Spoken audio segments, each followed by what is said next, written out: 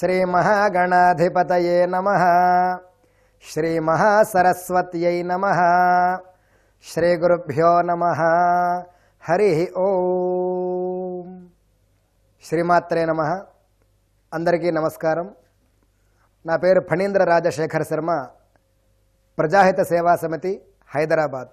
మా తండ్రి గారు బ్రహ్మశ్రీ కేశవప్రగడ హరిహరనాథ శర్మ గారు భాగ్యనగరంలో గత 40 సంవత్సరాలుగా జ్యోతిష వాస్తు ముహూర్తాలు సేవ అందిస్తూ 1995 నుండి నిరవధికంగా నిరంతరంగా భాగ్యనగరంలో 16 సంవత్సరాల పాటు అనేక రుద్రయాగాలు నిర్వహించారు. ఆ రుద్రయాగ ఫలం 16 అనేది షోడశ కర్మలకి, షోడశ కళలకి పరిపూర్ణమైనటువంటి నామ సంకేతం కాబట్టి ఆ షోడశ మహాయజ్ఞాలతో సంతుష్టుడైనటువంటి శ్రీమన్నారాయణమూర్తి యజ్ఞనారాయణుడు మరొక్క మహదవకాశాన్ని ఇచ్చారు. ఆ మహదవకాశం అతిరాత్రం అనే సోమయాగం 2012లో వైశాఖ మాసంలో దండకారణ్య ప్రాంతంగా భాసిల్లుతో పావన గోదావరి తీరంలో ఉన్నటువంటి శ్రీరామచంద్రమూర్తి కొలువై ఉన్నటువంటి భద్రాచలం మహాక్షేత్రంలో జటాయు మండపం దగ్గర 2012 ఏప్రిల్ 21 నుండి మే 2 వరకు 15 లక్షల మంది భక్తుల సాక్షిగా అత్యంత వైభవోపేతంగా సప్త సోమయాగాల్లో 6వదైనటువంటిది, అత్యంత అరుదుగా అందరూ కూడా చూసే ప్రాప్తమయ్యేటటువంటి అతిరాత్రం అనే సోమయాగాన్ని నిర్వహించడం జరిగింది. ఆ సోమయాగంలో భాగంగా భారతీయ వైజ్ఞానిక శాస్త్రం ద్వారా ప్రకృతికి జరిగే మార్పులన్నీ కూడా అధ్యయనం చేయడానికి 14 నెలల పాటు 40 మంది శాస్త్రవేత్తల బృందం అంతా కూడా ఆ సోమయజ్ఞానికి శాస్త్రీయ పరిశోధన నిర్వహించి అనేక అద్భుతమైనటువంటి విషయాలు కనుగొన్నారు. 1975లో మన భారతదేశంలో కేరళ రాష్ట్రం పాంజాల్ గ్రామంలో అతిరాత్రం అనే సోమయాగం జరిగింది. అది నిర్వహించినప్పుడు దాన్ని చూడడానికి కాలిఫోర్నియా యూనివర్సిటీ నుంచి డాక్టర్ ఫ్రిట్స్ అనేటటువంటి ఒక యువ శాస్త్రవేత్త వచ్చారు. ఆ సోమయాగం యొక్క వివరాలన్నీ కూడా మన భారతీయ విజ్ఞానము, యజ్ఞాలు వాటన్నిటినీ కూడా ఆసక్తి కలవాడై ఆ సోమయాగం జరిగేటప్పుడు కొన్ని ప్రకృతి సిద్ధమైన మార్పులు అక్కడ కనిపిస్తూ ఉంటాయి. అందులో ప్రధానంగా ప్రవర్గ్యం అనేటటువంటి ఒక ప్రయోగం చేసినప్పుడు ఖచ్చితంగా ఆ ప్రాంతంలో ఆ యాగశాలపైన వర్షం కురుస్తుంది. అలాగే మనకి భూమికి ఆకాశానికి అనుసంధానకర్త అయినటువంటి యజ్ఞవాహనమూర్తి అయిన విష్ణుమూర్తి యొక్క వాహనం గరుడు చక్కగా వచ్చి యాగశాల చుట్టూ ప్రదక్షిణం చేసి వెళతాడు. కొన్ని శాస్త్రీయంగా, కొన్ని ఆచారంగా ఉన్నటువంటి యాగ విశేషాలు అవన్నీ కూడా అతను తెలుసుకుని మన యజ్ఞ వైభవాన్ని ప్రపంచానికి చాటడానికి, శాస్త్రీయ పరిశోధన చేయడానికి మరొక 4 దేశాల నుంచి సైంటిస్టులందరినీ కూడా తీసుకువచ్చి అతిరాత్రం జరిగే సమయంలో ఏ సమయంలో జరుగుతుందో, అప్పుడు ఆ వాతావరణంలో జరిగే మార్పులు ఏమిటో, ఎందుకు వర్షం పడుతోంది, ఇవన్నీ కూడా అధ్యయనం చేశాడు. అధ్యయనం చేసి ఆల్టార్ ఆఫ్ ఫైర్ అనేటటువంటి అగ్ని ఆల్టార్ ఆఫ్ ఫైర్ అనేటటువంటి ఒక మహోత్కృష్ట గ్రంథాన్ని అతను ఆంగ్లంలో రచించాడు. అప్పటిదాకా మనకి సోమయాగాల గురించి, మన యజ్ఞ సంపద పరంపరగా గురు సంప్రదాయంగా వస్తున్నటువంటి దాన్ని మొట్టమొదటిసారి ప్రపంచం అంతా కూడా విశ్వసించే విధంగా మన యజ్ఞ వైభవాన్ని మన దేశానికి వచ్చి వారు ప్రపంచానికి చాటారు. అది జరిగిన తర్వాత 2011లో మళ్ళీ అతిరాత్రం కేరళలో నిర్వహించారు. అది చూసిన తర్వాత ఆ అతిరాత్ర సోమయాగాన్ని మన ప్రాంతానికి కూడా నిర్వహించాలి, కేరళ నంబూదిరి బ్రాహ్మణోత్తములను తీసుకొచ్చి నిర్వహించాలి అని మా తండ్రి గారికి సంకల్పం కలిగింది. ఈ అతిరాత్ర యాగం చేయడానికి మన ఆంధ్రదేశంలో కూడా అనేక మంది సమర్థవంతులైన పండితులు ఉన్నారు. అయితే ఈ కేరళ నంబూదిరి బ్రాహ్మణోత్తములు వారి యజ్ఞ విధానాలు కేవలం వారి ప్రాంతానికే పరిమితమై ఉన్నాయి. వారి యొక్క యజ్ఞ వైభవాన్ని కూడా ప్రపంచానికి, భారతదేశానికి తెలియజేయాలి అని కేవలం ఒకే ఒక సంకల్పంతో వారిని మనం తీసుకువచ్చి వారి చేత అతిరాత్ర యాగాన్ని నిర్వహించడం, అందులో శాస్త్రీయ పరిశోధనలు కూడా చేయడం జరిగింది. అందులో చాలా ఆసక్తికరమైన విషయాలన్నీ కూడా తెలువబడ్డాయి. వాటిని సైంటిఫిక్ రీసెర్చ్ రిపోర్టుగా చేసి మనం ప్రస్తుతం భారతదేశానికి దాన్ని సమర్పించబోతూ ఉన్నాం. ఇంత వైభవంగా పూర్తయిన అతిరాత్రం తర్వాత అతి అనే శబ్దంతో మనకి శ్రౌత స్మార్తాల్లో కొన్ని యాగాలు మాత్రమే ఉన్నాయి. అందులో సోమయాగాల్లో 2, స్మార్త యాగాల్లో 1. సోమయాగాల్లో అత్యగ్నిష్టోమము అతిరాత్రము మాత్రమే అతి అనే శబ్దంతో ఉంటాయి. చాలా కష్టతరంతో చేయవలసినటువంటి యజ్ఞాలు కాబట్టి. అలాగే స్మార్త యజ్ఞాల్లో మహావిష్ణు పంచాయతన, సౌర పంచాయతనం, రుద్ర పంచాయతన మహాయజ్ఞాల్లో రుద్రుడికి సంబంధించినటువంటి అతిరుద్రయాగం ఒకటి ఉన్నది. అది 2013లో పావన గోదావరి తీరాన్న ఉభయ గోదావరుల మధ్యలో భద్రకాళి సమేత వీరేశ్వరుడిగా, తిరుపతి దేవస్థానంలో స్వామివారి నిత్య కళ్యాణం కన్నా ముందే నిత్య కళ్యాణం జరుపుకొని స్వామివారి ఆవిర్భావం నుండే నిత్య కళ్యాణమూర్తిగా ఉండి కళ్యాణం కానటువంటి వారందరికీ కూడా ఆ స్వామివారి సన్నిధానంలో కళ్యాణ మహోత్సవం జరిపించుకుంటే అనతకాలంలోనే 6 నెలలు తిరగకుండా కళ్యాణాన్ని అనుగ్రహించేటటువంటి భద్రకాళి సమేత వీరేశ్వర స్వామి వారి యొక్క దివ్య చరణ సన్నిధిలో శివపురాణోక్త ప్రకార విధానంగా పూర్తి యజ్ఞ పద్ధతిలో చతుర్విధ విధానంతో చక్కగా 250 మంది కృష్ణ యజుర్వేద పండితులతో, 11 మంది చతుర్వేద పండితులతో, శాస్త్ర పండితులతో, పురాణ పండితులతో అత్యంత వైభవంగా 12 లక్షల మంది భక్తుల సాక్షిగా అతిరుద్రం అనేటటువంటి మహోత్కృష్టమైనటువంటి స్మార్త యజ్ఞం నిర్వహించడం జరిగింది. ఈ రెండూ కూడా ఇటీవల కాలంలో మన తెలుగునాట జరిగినటువంటి మహోత్కృష్ట యాగాలు. తెలుగునాటగా మనం పీల్చుకునే ప్రాంతాలు, తెలుగువారు నివసించే ప్రాంతాలు 3 ప్రాంతాలు. ఒకటి తెలంగాణ, రెండవది ఆంధ్ర ప్రాంతము, రాయలసీమ ప్రాంతములు. ఈ విధంగా భద్రాచలంలో తెలంగాణ ప్రాంతంలో అతిరాత్ర యాజ్ఞాన్ని, అలాగే ఆంధ్ర ప్రాంతం మురమళ్ళలో అతిరుద్ర యాగం చేసిన తర్వాత రాయలసీమ ప్రాంతానికి కూడా యజ్ఞ వైభవం చక్కగా చాటాలి, మనదైనటువంటి భారతీయ వైజ్ఞానిక యజ్ఞాలు మళ్ళీ ప్రపంచానికి చాటాలి అనేటటువంటి సత్సంకల్పంతో 2015 జనవరి 20 నుండి 2015 ఫిబ్రవరి 1 వరకు తుంగభద్రా నదీ తీరంలో, దానికి సమీపంలో కర్నూలు జిల్లా కర్నూలు నందికొట్కూరు మార్గంలో ఉన్నటువంటి గార్గేయపురం అనేటటువంటి తపోభూమిలో సప్త సోమయాగాల్లో చిట్ట చివరిది అయినటువంటి అప్తోర్యామం అనేటటువంటి మహాగ్నిచయనపూర్వక శ్రౌత మహాసోమయాగంతో పాటుగా మహాయాగాల్లో, స్మార్తయాగాల్లో పెద్దదైనటువంటి సౌరశక్తిని భూమికి అందించేటటువంటి మహోత్కృష్ట యాగం మహాసౌరయాగం రెండూ కలిపి అక్కడ ప్రజాహిత సేవా సమితి ద్వారా నిర్వహించబోతూ ఉన్నాం. ప్రస్తుతం ఆ యాగం యొక్క విశేషాలు తెలుసుకునే ప్రయత్నం చేద్దాం. మనకి భారతీయ యజ్ఞ సంపదలో కామ్య హోమాలు, నిష్కామ హోమాలు అని 2 విధానాలు. కామ్య హోమాలు అంటే సంతానం లేనటువంటి వారికి సంతానం. ఉదాహరణకి మనకి పురాణాల్లో చూసినట్లయితే ఇతిహాసాల్లో పుత్రకామేష్టి సంతానం లేనటువంటి దశరథ మహారాజు యజ్ఞం ఆచరించి సంతానాన్ని పొందాడు. అలాగా కామ్య నిమిత్తంగా చేసే క్రతువులు కొన్ని ఉంటాయి. ఆ కామ్యాల్లో సంతానము, వివాహము, ఆరోగ్యము, లేదా శత్రుబాధ, రుణబాధ, ధనప్రాప్తి, అలాగే మనం కోర్టు వ్యవహారాల్లో చిక్కుడుకున్నప్పుడు వాటి నుంచి విముక్తి, ఇవన్నీ కూడా సామాన్యుడిగా, మానవుడిగా మనకు ఉండేటటువంటి లౌకిక వ్యవహారాల నుండి బయటపడడానికి చేసే క్రతువులని కామ్య క్రతువులు అంటారు. సాధారణంగా మనం అంతా కూడా ఎక్కువగా వీటి మీద ఆధారపడుతూ ఉంటాం. ఇందులో భాగాలే చండీ హోమం కానీ, సుదర్శన హోమం కానీ, లక్ష్మీ గణపతి హోమం కానీ. ఇవన్నీ మనకి కావలసినటువంటి కామ్యం తీర్చడంతో పాటుగా ప్రకృతిని కూడా యథాశక్తిగా శుద్ధిపరుస్తూ ఉంటాయి.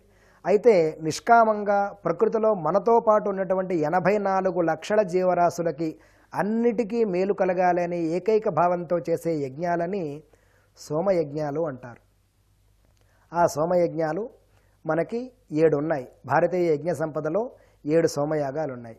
వాటి పేర్లు అగ్నిష్టోమము, అత్యగ్నిష్టోమము, ఉక్థియము, షోడశి, వాజపేయము, అతిరాత్రము, అప్తోర్యామముగా వాటిని పిలువబడతాయి. ఆ సోమయాగాలు 7. సోమయాగాలు వాటి యొక్క ప్రయోజనం ఏమిటి అంటే, మనిషికి జంతువుకి తేడా, జంతువులు అడ్డంగా జన్మించి అడ్డంగానే పెరుగుతాయి. మనిషి అడ్డంగా జన్మించి నిలువుగా పెరుగుతాడు. దానికి దీనికి తేడా ఒకటే. అన్నిటికీ ఇంద్రియాలు అవి పనిచేయడము, ఆహారాన్ని స్వీకరించడం అన్నీ ఒకటే. కానీ జ్ఞానం అనేది, ఆ విచక్షణ జ్ఞానం అనేది మా నవ, నవ అంటే కొత్త అని అర్థం, మా అంటే సంస్కృతంలో వద్దు అని అర్థం. అంటే ఏ జన్మ ఎత్తితే నాకు మరొక జన్మ వద్దు అనేటటువంటి జ్ఞానం కలుగుతుందో అటువంటి జన్మని మా నవజన్మ అంటారు. ఆ జన్మ మనకి 84 సార్లు ప్రాప్తమవుతుంది. ఆ 84 సార్లలో కూడా మనం ఆ జ్ఞానాన్ని పొంది గురువుల్ని ఆశ్రయించి చక్కగా మోక్షానికి కావలసినటువంటి శక్తిని సంపాదించి సమస్త మోహాల్ని క్షయం చేసుకుని మోక్షానికి వెళ్ళామా మళ్ళా మనకి పునర్జన్మ అనేది ఉండదు. లేదా ఇతర జంతువుల్లాగే నిత్యమైనటువంటి కామ్యాదులతోటి కామక్రోధ లోభమోహ మదమాత్సర్యాలతో జీవించి ఇదే రకమైన జీవితాన్ని అనుభవిస్తే కనుక మరలో మృగత్వం అనేది ఉద్భవించి మరలా మనకి మృగజన్మ ప్రాప్తమవుతుంది. అంటే ఈ 84 జన్మలు కూడా వృధా అయిపోయి మళ్ళీ 84 లక్షల జీవరాశుల్లోనూ మనం జన్మ ఎత్తవలసి ఉంటుంది. దీనికి మహర్షులైన మహానుభావులు మన గురించి ఆలోచించారు. మానవుడికి జీవితకాలం ఒక్కొక్క యుగానికి ఒక్కొక్క రకంగా చెప్పబడింది. ప్రస్తుతం మన కలియుగంలో 100 సంవత్సరాలు మనం ఆయుర్దాయం జీవించగలిగితే చాలా గొప్ప. ఆ 100 సంవత్సరాలు కూడా ప్రస్తుతం మనం జీవిస్తున్న ఈ కాలంలో 60 సంవత్సరాలు బతికితే గొప్ప అనే స్థితికి మనం చేరుకున్నాం. కారణం ఏంటంటే శరీరానికి సంస్కారం లేకపోవడం. ఆ శరీర సంస్కారాలు ఎలా ఉంటాయి, ఎలా ఉండాలి అనేది మహర్షులంతా కూడా వారి వారి జ్ఞానం ద్వారా సముపార్జించి అరణ్యాల్లో తపస్సు చేసి కాలానుగుణంగా మానవ శరీరానికి వచ్చే సమస్త రోగాలని ప్రకృతిలో ఏర్పడే మార్పులన్నిటినీ కూడా అనుసంధానం చేస్తూ ప్రతి ఒక్క దాన్ని శుద్ధిపరచడానికి మనకి సంస్కారాలు అనేవి ఏర్పరిచారు. ఆ సంస్కారాలు 40 సంస్కారాలు 8 ఆత్మగుణాలుగా విడగొట్టారు. మొత్తం 48 సంస్కారాలు అన్నమాట.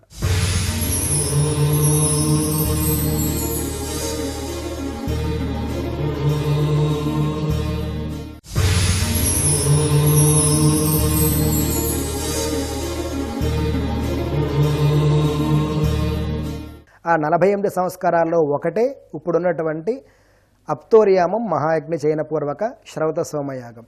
ఆ 40 సంస్కారాలు మాతృగర్భంలో జన్మ ఎత్తినప్పటి నుంచి వారు జన్మ పూర్తి చేసేంత వరకు మధ్యలో ఏ విధంగా ప్రవర్తించాలో ఇదంతా కూడా సంస్కారపూర్వకంగా కాలానుగుణంగా ఒకటి మనకి చేర్పిస్తూ ఉన్నారు. అందులో ఒకటి ఈ సోమయాగం అన్నమాట.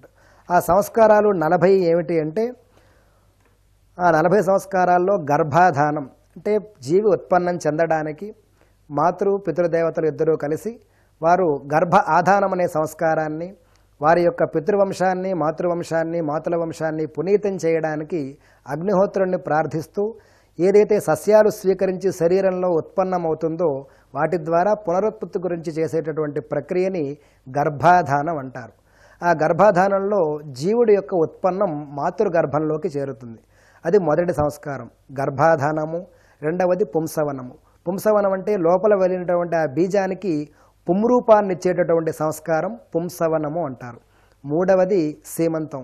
ఆ లోపల ఉన్నటువంటి ఆ గర్భస్థ శిశువు 3 నెలల తర్వాత తన ఇంద్రియాలతో తనకు స్వయంగా ఏర్పడినటువంటి ముక్కుతోటి తను గాలి పీల్చుకోవడం మొదలు పెడతాడు. దాన్ని జన్మ అభ్యాసము అంటారు. ఇది సాధారణంగా మాతృగర్భంలో చేరిన తర్వాత 6వ నెలలో ప్రారంభం అవుతుంది. అలాగా తన జన్మ ఎత్తినప్పుడు అతనికి కావలసినటువంటి శక్తిని ఇవ్వడానికి సీమంతం అనేటటువంటి ఒక వైదిక ప్రక్రియ చేస్తారు. అందులో కూడా ప్రధానంగా సృష్టికి కర్త అయినటువంటి బ్రహ్మగారిని ప్రార్థించి చేసే హోమాలే ఉంటాయి.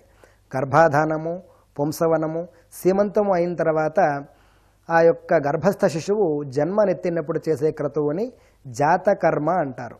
జాతకర్మ అంటే పుట్టిన వెంటనే తన ఇంద్రియాలతో స్వయంగా తను ఊపిరి పీల్చుకునే విధంగా ఎప్పుడైతే జన్మ ప్రారంభం అవుతుందో దాన్ని జన్మ అంటారు. మాతృగర్భంలో ఊపిరి పీల్చుకోవడాన్ని జన్మ అభ్యాసం అంటారు. తను స్వయంగా ఇంద్రియాలతో బయటికి వచ్చి తన ప్రాణశక్తితో గాలి పీల్చుకోవడాన్ని జన్మ ఎత్తడం అంటారు. తన జన్మ ఎత్తిన తర్వాత ఈ మాతాపితరులు ఇద్దరూ కలిసి ప్రధానంగా తండ్రి గారు ఆ పుట్టినటువంటి శిశువుకి మొట్టమొదట చేసే సంస్కారాన్ని జాతకర్మ అంటారు. అంటే అగ్నిహోత్రం ద్వారా అగ్నిహోత్రం స్థాపనం చేసుకుని ఈ దేవతల యొక్క పితృదేవతల యొక్క వంశదేవతల యొక్క కులదేవతల యొక్క అనుగ్రహంతో పుట్టినటువంటి ఈ శిశువు చిరాయువుగా వర్ధిల్లుగాక అని మొట్టమొదటి శరీర సంస్కారాన్ని ఇస్తారు. అందులో అంతరార్థం ఏమిటంటే మాతృగర్భంలో మావి అనేది ఉంటుంది. అందులో ఒక జలం ఉంటుంది. దాన్ని మనం ఉమ్మ నీరు అని పిలుస్తాం. గర్భాంబుపానం ఎప్పుడైతే పిల్లవాడు బయటికి వస్తాడో ఒకవేళ ప్రసవ సమయంలో అది విచ్ఛిన్నమై వాడి ముక్కులోకి గనక ఆ యొక్క జలం వెళితే వాడికి ఆజన్మాంతం శ్వాసకోశ సంబంధమైన వ్యాధితో బాధపడతాడు. మనం ఆస్తమా అంటాం. అది అంటే గర్భస్థ శిశువుకి మొట్టమొదటిసారి ఆ పరమేశ్వరుడు జీవరూపంలో లోపలికి వెళ్ళి ఉచ్ఛ్వాస నిశ్వాసంలో బయటకు వచ్చే ప్రక్రియ ఏదైతే ఉన్నదో ఆ జాతకర్మ సమయంలో దానికి అడ్డుపడేటటువంటి ఆ గర్భాంబుపానాన్ని దూరం చేయడానికి పుట్టిన వెంటనే తవుడు తెల్లావాలతో 10 రోజులు హోమం చేసి ఆ యొక్క ధూమశక్తి వల్ల వాడి శిశువు యొక్క శ్వాసకోశంలోకి వెళ్ళి సమస్త శ్వాసకోశాన్ని శుభ్రపరుస్తుంది. అది దాన్ని జాతకర్మ అంటారు. ఆ తర్వాత 11వ రోజు వ్యవహార సిద్ధ నిమిత్తంగా నామకరణం, ఆ తర్వాత అన్నప్రాశనం. 3వ సంవత్సరంలో ఈ జన్మరెత్తిన శిశువుకి పూర్వజన్మ పాపం అంతా కూడా కేశాల రూపంలో బయటికి వస్తుంది మొదటిసారి. కాబట్టి అగ్నిహోత్రం స్థాపనం చేసుకుని చూడాకరణం లేదా చౌల సంస్కారం అంటారు. గర్భాధానము, పుంసవనము, శ్రీమంతము, జాతకర్మ, నామకరణము, అన్నప్రాశనము, చౌలము. 8వది ఉపనయన సంస్కారం. నయనం అంటే ఇప్పుడు మనకి ప్రస్తుతం జీవుల్లో లేదు, కానీ మనకి 2 నేత్రాలు మామూలుగా లోకాన్ని చూడడానికి ఉపయోగిస్తాయి. కొద్ది కాలం క్రితం 3వ నేత్రం కూడా ఉండేది. పూర్వకాలం ఉన్నటువంటి శాస్త్రీయ పరిశోధనలో ఒక 10,000 సంవత్సరాల క్రితం పుర్రెని, 1,00,000 సంవత్సరాల క్రితం పుర్రెలు పరిశోధన చేసినప్పుడు అంతర్నేత్రంగా ఒక నేత్రనాడి మధ్య భాగంలో ఉంటుంది, భృకుటి స్థానంలో.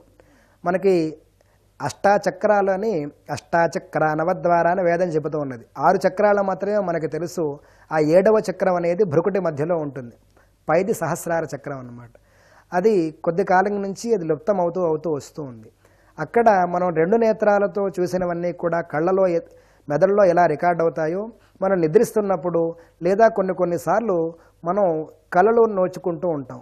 ఆ కళలో జరిగిన విషయాలన్నీ కూడా మనకి మెదడు గుర్తుపెట్టుకుంటూ ఉంటుంది. 2 కళ్ళు మూసుకుని ఇంద్రియాలు కనిపించేటటువంటి ఇంద్రియాలు మూసుకుని ఉన్నప్పుడు ఆ కనిపించే దృశ్యం ఎక్కడి నుంచి వస్తుంది అంటే అది అంతర్నేత్రం, 3వ నేత్రం అంటారు దాన్ని.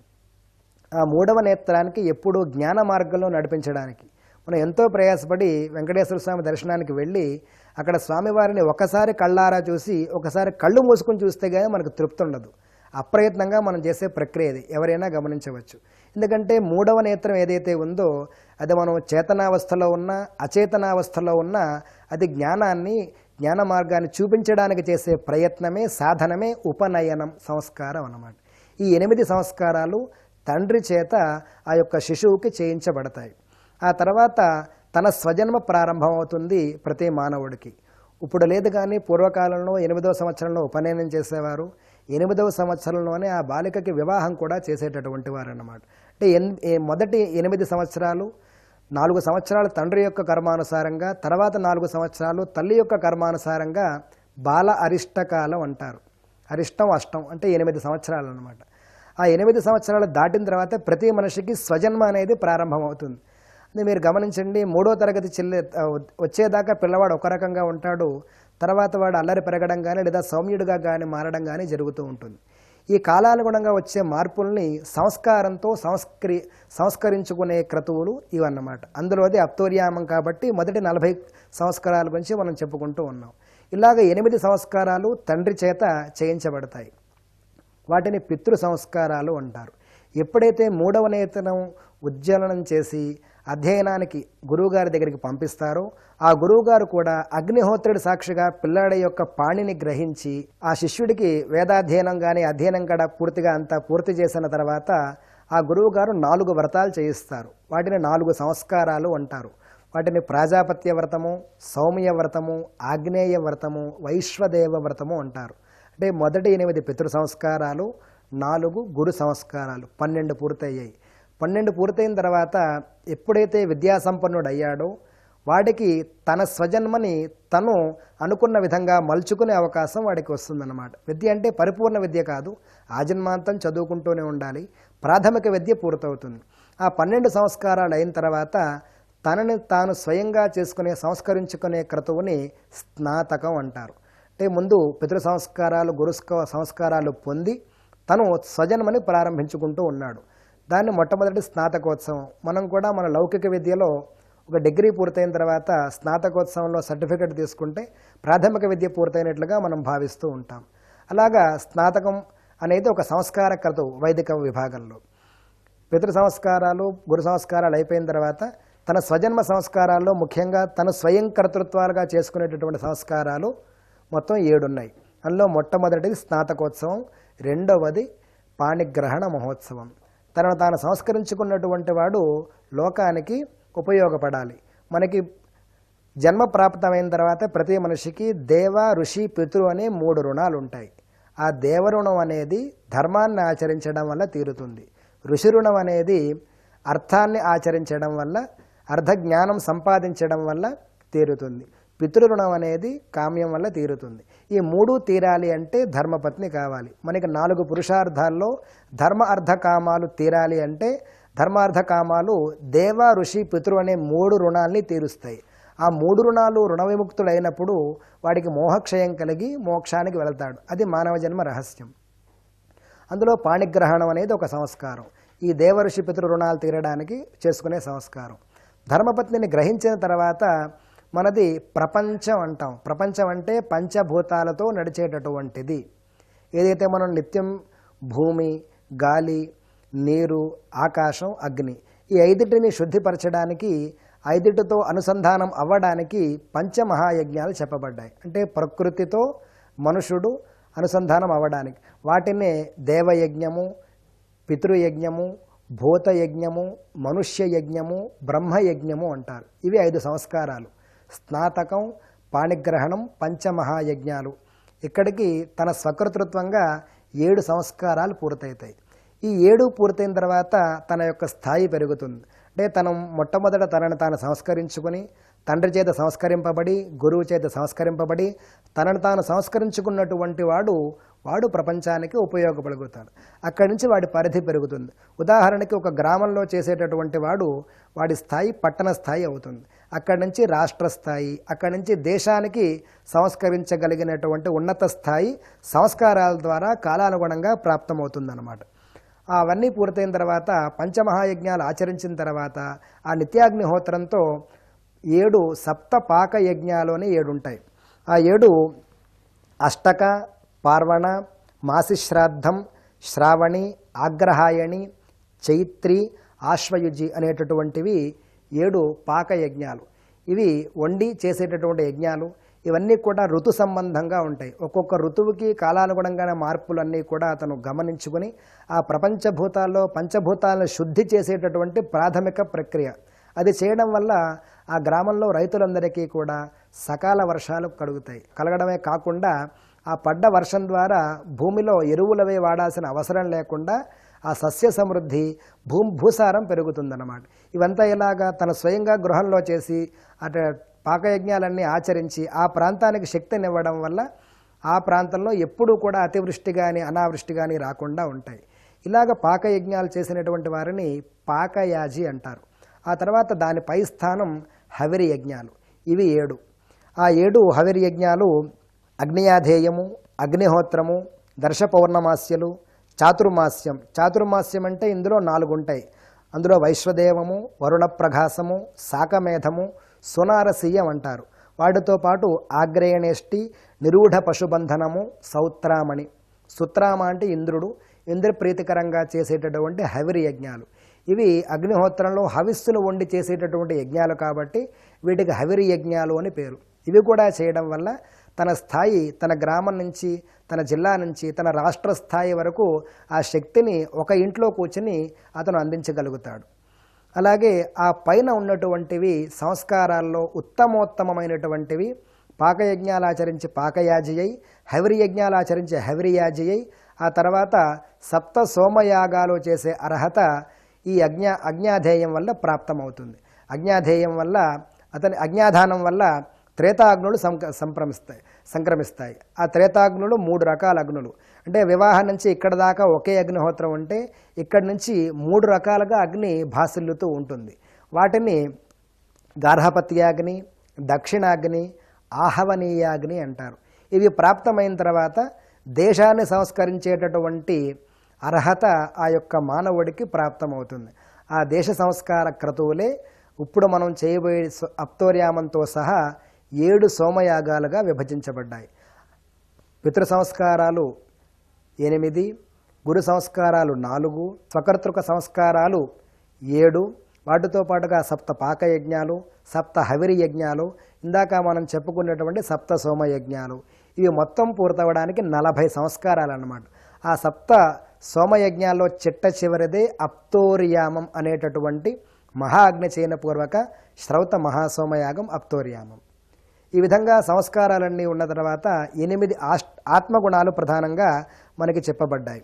ఆ ఆత్మగుణాలే దయ, క్షాంతి, అనసూయ, శౌచం, అనాయాసం, మాంగళ్యం, అకార్పణ్యం అంటారు. అంటే 8 గుణాలు కలిగి 40 సంస్కారాలు పొందిన వాడికి పునరావృత్తి రహితమైనటువంటి శాశ్వత బ్రహ్మపదం ప్రాప్తమవుతుంది. అందులో ఉత్తమోత్తమైనటువంటి సంస్కారం అప్తోర్యామం ఇప్పుడు మనం సామూహికంగా అందరి యొక్క దేవరుణం తీరడానికి చేసుకోబోతూ ఉన్నాం. స్వస్తి.